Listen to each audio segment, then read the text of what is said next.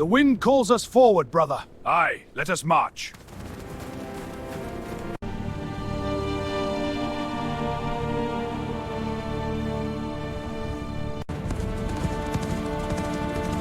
They were veterans of a war machine that had conquered from the Pacific Ocean to the eastern Mediterranean. They had destroyed kingdoms, erased cities, and killed millions. No army that faced them in open country had ever stopped them permanently. The Mongols believed victory was inevitable. History supported that belief. Baybars knew what kind of force was coming. He knew the Mongols did not rely on courage or numbers alone. They relied on a system. One built around speed, endurance, and relentless pressure. A system that had worked for over 50 years. And yet, Baybars believed they could be defeated here. Not because the Mamluks had better warriors. Not because they had more men. Not because they possessed a superior weapon. The advantage was not hidden in armor or steel. It was in the ground itself. The rocky soil of the Levant. The hills surrounding the valley. The limits of grass, movement, and horse endurance. The Mongols had conquered the world by mastering one environment, the Eurasian steppe. Their entire way of war depended on it. But this land was not the steppe. And systems optimized for one environment do not always survive in another. What would happen at Ain Jalut would not be decided by heroism or chance. It would be decided by whether the Mongol war system could still function once the terrain stopped working in its favor. This was not a miracle. It was not a fluke. It was the first time the Mongols were forced to fight on ground that did not belong to them. And that made all the difference. By 1260, the Mongols had been expanding for more than half a century. They had not simply defeated enemies. They had removed them as future threats. Kingdoms disappeared. Dynasties collapsed. Entire regions were reorganized under Mongol control. The destruction of Baghdad in 1258 was not an anomaly. It was the clearest example of how the Mongol system functioned when resistance was offered. The city was not destroyed in chaos. It was dismantled methodically. Administration, learning, religious authority, none of it mattered once the decision to resist had been made. After Baghdad, the Mongol advance continued west. Damascus surrendered without a fight. Other cities followed. Not because their defenses were weak, but because experience had taught them that resistance led only to annihilation. This reputation was not accidental. The Mongols used fear as an operational tool. Cities that surrendered immediately were often spared. Cities that resisted were erased. The lesson spread faster than the armies themselves. Militarily, no existing power seemed capable of stopping them. They had defeated Chinese infantry supported by advanced siege technology. They had broken heavy European cavalry. They had destroyed steppe nomads who fought in similar ways. No single tactic explained these victories. The Mongols won because they combined speed, coordination, logistics, and psychological pressure into a single coherent system. By the summer of 1260, that system appeared complete. The Mongols controlled territory from Korea to the Mediterranean. Their armies moved faster than any opponent could respond. Their commanders learned from every engagement. Temporary setbacks did not matter because they returned stronger each time. No enemy had found a way to force a permanent stop. From the perspective of history up to that point, Egypt was simply next. That assumption that Mongol expansion was inevitable is what makes Ain Jalut so important, because the battle did not break Mongol momentum by matching it. It broke it by targeting the conditions that made the system work in the first place. The core of Mongol power was not the warrior. It was the system that supported him. A Mongol cavalryman did not ride a single horse. He traveled with multiple mounts, usually 3 to 4, sometimes more. When one horse tired, he switched to another. This allowed Mongol armies to move at speeds no medieval force could match. Distance was not an obstacle. It was an advantage. Mongol horses were small, durable, and adapted to life on the Eurasian steppe. They required little fodder and could graze while on the move. Mongol soldiers carried minimal supplies because their logistics were built into their herds. This eliminated the need for slow baggage trains. It also freed Mongol armies from roads, cities, and fixed supply routes. A Mongol force could appear where no army was expected, strike, and disappear before an enemy could respond. Tactically, the system was equally disciplined. Units were organized in a decimal structure, groups of 10, 100, 1,000, and 10,000. Orders could be transmitted clearly.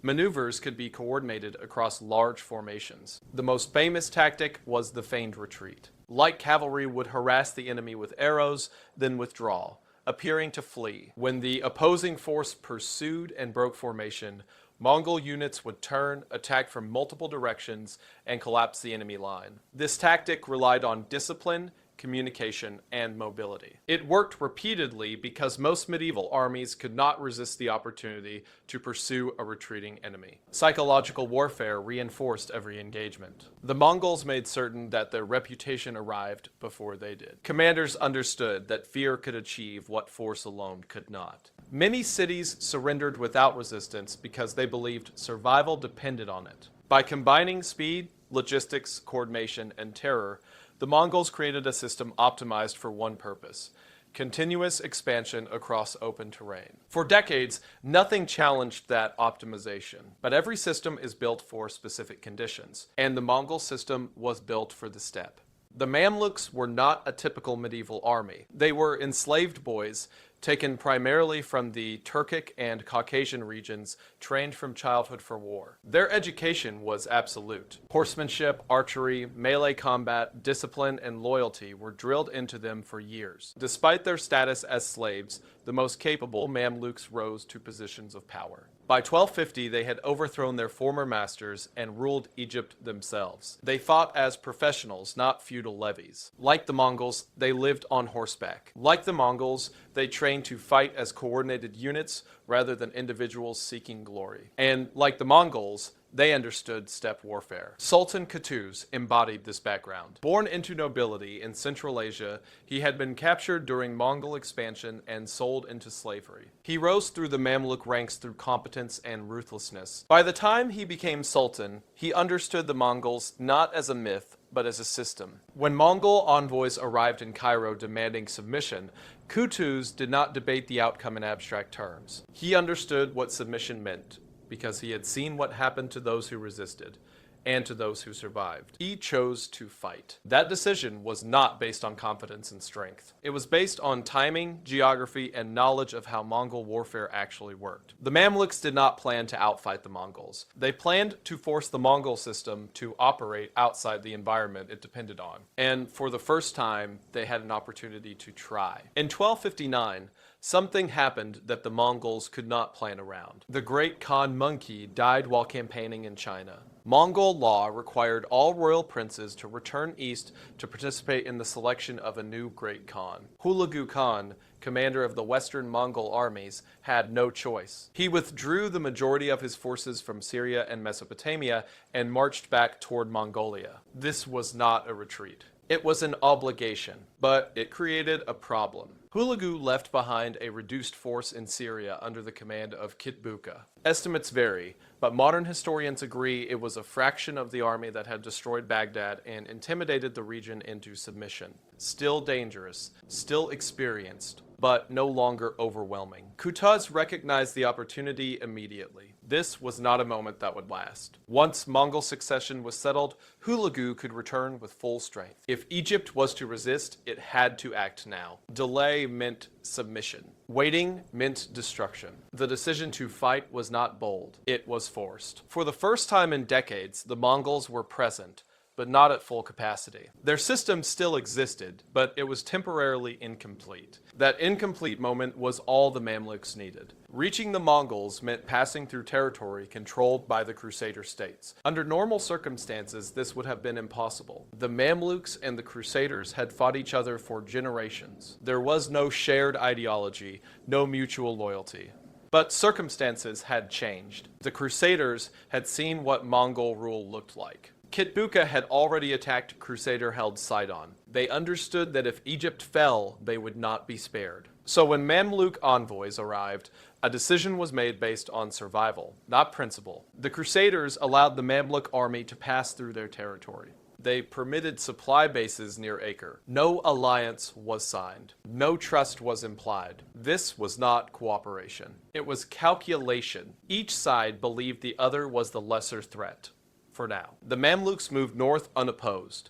toward the valley where they intended to force a decision. The Mongol war system depended on horses, not just as mounts, but as the foundation of movement, logistics, and endurance. Each cavalryman required multiple horses. Each horse required grass, large amounts of it every day. On the Eurasian steppe, this was not a problem. Grass stretched for hundreds of miles. Mongol armies could spread out, graze freely, and rotate mounts continuously. The Levant was different. Northern Palestine and Syria were semi-arid. Grassland existed, but not in the quantities required to sustain massive herds. Overgrazing became a real constraint. The Mongols could not maintain their usual number of remounts. Their advantage in mobility began to shrink. There was another problem. Mongol horses were not shod. On the soft soil of the steppe, this was an advantage. Hooves hardened naturally. Shoes were unnecessary, but the Levant was dominated by rocky ground and limestone hills. Repeated movement over this terrain damaged unshod hooves. Horses slowed.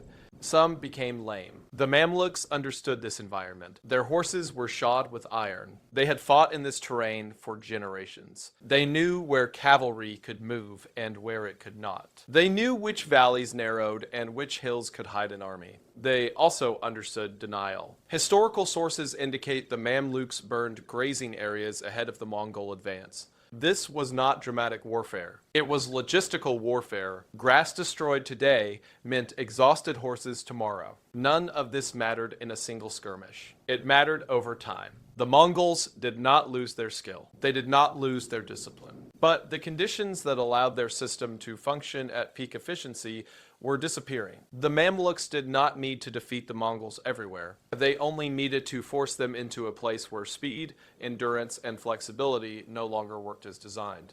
That place was the Jezreel Valley. The Jezreel Valley was not chosen by chance. It was a broad, triangular plain in northern Palestine, stretching from Mount Carmel toward the Jordan Valley. On the surface, it looked ideal for cavalry warfare. Open ground, clear lines of movement, space to maneuver. Exactly the kind of terrain Mongol commanders preferred. But the valley had a second feature that mattered more. It was surrounded by hills. To the south rose Mount Gilboa. To the north were the lower hills of Galilee. Rocky slopes, trees, narrow passes, and uneven ground framed the plain on all sides. At one of the narrowest points sat a spring known as Ain Jalut. This was the choke point. An army entering the valley could move quickly. An army trapped inside it could not. Baybars knew this terrain intimately. Years earlier, he had lived as a fugitive in Syria and Palestine. He had crossed these hills. He knew where cavalry could hide and where it would be forced to funnel forward. The plan did not require defeating the Mongols in open battle. It required luring them into a space where their mobility advantage would collapse. The valley would draw them in. The hills would close behind them, and the ground would do the rest. Baybar's plan was simple but extremely risky. A small Mamluk vanguard would position itself in the valley. When the Mongols appeared, this force would engage them directly, not to win, not to hold ground, only to provoke pursuit. The Mamluks would fight, withdraw, and retreat southward through the valley. To the Mongols, this would look familiar. It was the same pattern they had exploited for decades. An enemy breaks. The chase begins. The kill follows. Hidden in the surrounding hills, Sultan Qutuz positioned the main Mamluk force. Thousands of cavalry and infantry waited out of sight among trees and rocks. Timing was critical. If the trap was sprung too early, the Mongols could withdraw. If it was sprung too late, Baybar's vanguard would be destroyed and the deception exposed. There would be no second attempt. At dawn on September 3rd, 1260, Kitbuka's army approached from the north. Confident, experienced, expecting resistance, but not a trap. The Mongols deployed as they always had. Light cavalry advanced first. Heavy cavalry followed behind. The formation that had never failed them. Baybars attacked. Arrows flew. Horses collided. The Mamluks struck and withdrew repeatedly, refusing to commit. The Mongols pressed harder, growing frustrated. Eventually, the signal was given. The Mamluk vanguard turned and fled. To Kitbuka, this was victory unfolding exactly as expected. He ordered the pursuit. The Mongol cavalry surged forward. They chased the retreating Mamluks deeper into the valley, stretching their formation as they advanced. The ground narrowed. The hills closed in. Trees and rocks lined the slopes. Above them, Qutuz waited. When the Mongols had advanced far enough, when retreat would be difficult and formation had fully broken, Qutuz gave the order. The hills erupted. Mamluk forces charged down from three sides. War drums sounded. Battle cries echoed through the valley. What had been a pursuit became an encirclement. The Mongols reacted with discipline. They attempted to regroup, turning inward to form defensive positions. They had survived ambushes before, but this time the terrain worked against them. The rocky slopes slowed their horses. Damaged hooves struggled for footing. Mobility vanished. Meanwhile, Mamluk cavalry, mounted on shod horses, charged downhill with momentum on their side. Arrows rained in from multiple directions. Then something unfamiliar happened. The Mamluks deployed early hand cannons, crude gunpowder weapons known as midfa. They were inaccurate and lethal to few. That was not their purpose. The noise was. Mongol horses, trained for steel and screams, panicked at the sound of explosions. Formations broke. Riders were thrown. Control deteriorated. Heavy Mamluk cavalry pressed into the chaos. Armor mattered now. Weight mattered. Close combat replaced maneuver warfare. The Mongol system, built for movement and distance, was forced into a fight it was not optimized to win. At one point, the Mongols nearly broke through the Mamluk left flank. The battle reached its most dangerous moment. If Kitbuka escaped the valley, the entire plan would fail. Qutuz intervened personally. He removed his helmet and rode directly into the threatened sector, making himself visible to his troops. Chroniclers recorded his cry as he charged, a call to hold, to stand, to fight. The line stabilized. Fresh Mamluk forces reinforced the gap. Momentum shifted back. Then the final collapse came. Syrian auxiliaries fighting alongside the Mongols defected. These were men compelled to serve after conquest, not loyal to Mongol rule. Seeing the Mongols surrounded and under pressure, they turned their weapons. The Mongol army began to disintegrate. Kitbuka refused to flee. Accounts differ on his final moments, but all agree on the result. He was killed on the battlefield. With their commander dead, the Mongol force broke. Those who could escape fled north across rocky terrain that now became lethal. Exhausted horses, damaged hooves, unfamiliar ground. The Mamluks pursued relentlessly. By the end of the day, the Mongol army in Syria had been destroyed. For the first time in over 50 years, a Mongol force had been decisively defeated in open battle and would not return. Kitbuka did not flee. Accounts differ on the exact details, but the outcome is consistent. When the Mongol position collapsed and retreat became possible, Kitbuka chose to stand and fight. This was not stubbornness, it was belief. For decades, Mongol commanders had operated under a single assumption: defeat was temporary. Losses could be replaced. Armies could return. Time favored expansion. Kitbuka believed the same. When captured, he reportedly warned that his death would bring overwhelming retaliation, that Hulagu's armies would return in force, that the defeat at Ain Jalut would be corrected. It was a logical expectation based on every previous campaign. But Ain Jalut was different. Kitbuka was executed on the battlefield. His head was sent to Cairo and displayed publicly. It was a deliberate signal, not just to the Mongols, but to the entire region. The Mongols had been stopped, not delayed, not redirected. Stopped.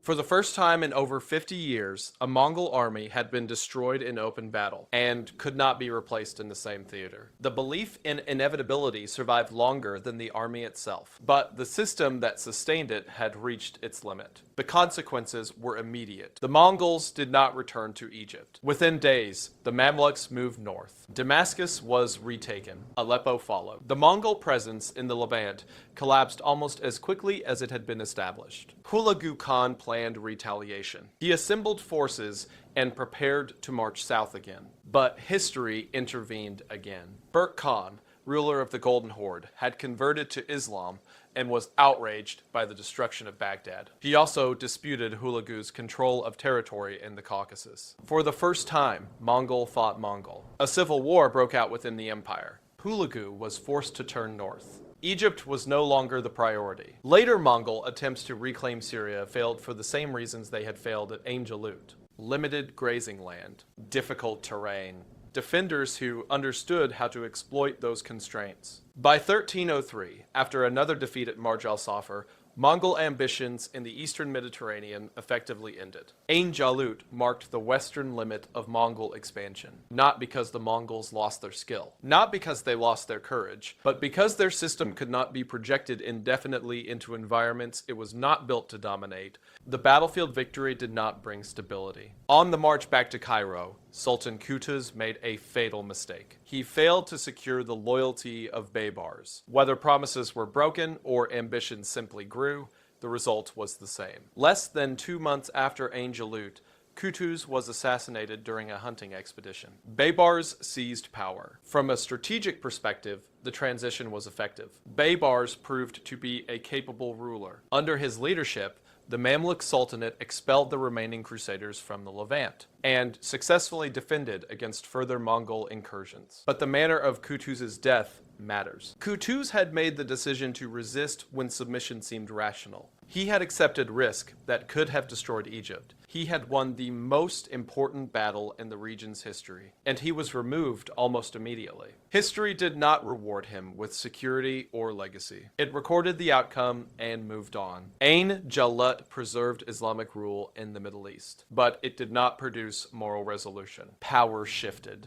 Ambition replaced gratitude. Victory changed empires. It did not change human behavior. If Ain Jalut had gone differently, the map of the world would have changed. Had Kitbuka destroyed the Mamluk army, Egypt would have been exposed. Cairo would have faced the same fate as Baghdad. There was no comparable force left in the region capable of resisting a renewed Mongol advance. With Egypt under Mongol control, the eastern Mediterranean would have fallen into a single imperial system stretching from China to North Africa. From there, the consequences expand quickly. A Mongol-controlled Egypt would have opened the route west along the North African coast. At the same time, Mongol forces already pressed into Eastern Europe. Europe would have faced pressure from 2 directions, north and south. This is not speculation about heroism. It is logistics. Mediterranean trade networks, religious centers, and political structures would have operated under Mongol authority. The balance of power that later allowed the rise of European states, maritime expansion, and cultural recovery would have been fundamentally altered. None of this required Mongol brilliance beyond what they had already demonstrated. It required only one thing: that their system continue functioning as designed. Ain Jalut mattered because it denied that continuation. Not forever, but long enough. The Mongols did not lose at Ain Jalut because they were inferior soldiers. They did not lose because they lacked discipline, courage, or experience. Those qualities were present in abundance. They lost because their system had limits. The Mongol war machine was optimized for a specific environment: open grasslands, abundant grazing, long-distance mobility, and space to maneuver. For decades, that optimization produced unmatched success. At Ain Jalut, those conditions disappeared. Rock replaced grass. Hills replaced open plains. Horses became liabilities instead of assets. Speed became constrained instead of decisive. The Mamluks did not defeat the Mongols by inventing something new. They defeated them by understanding exactly how the Mongol system worked and where it would fail. They forced the Mongols to fight where endurance mattered less than footing, where logistics mattered more than numbers, where movement could be trapped instead of exploited. Ain Jalut demonstrates a recurring truth in military history. Power is never absolute. Systems are never universal. Dominance is always conditional. Empires expand until they encounter environments that their systems cannot absorb. For the Mongols, that boundary lay in a rocky valley in northern Palestine. The ground did not care about reputation. It did not fear inevitability. It did not yield. On September 3rd, 1260, the Mongol Empire reached the edge of what its system could sustain. And it did not cross.